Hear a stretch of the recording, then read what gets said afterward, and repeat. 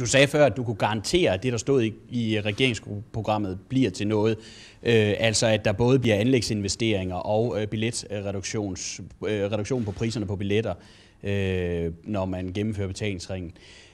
Men når du garanterer det, der står i regeringsprogrammet, garanterer du så også, at man har et provenu på cirka 2 milliarder, som der står? Jeg tror, du tager fejl. Jeg brugte ikke det udtryk, jeg faktisk brugte. Og du sagde, da du svarede på Lautrups spørgsmål, at du kunne garantere, at det, der stod i programmet, blev gennemført, når det handlede om både anlæg og... Jeg tror ikke, jeg garantere, men det er så også ligegyldigt.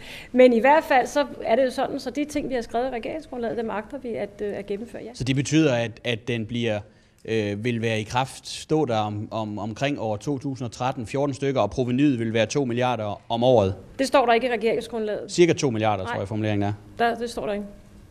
Højst står der.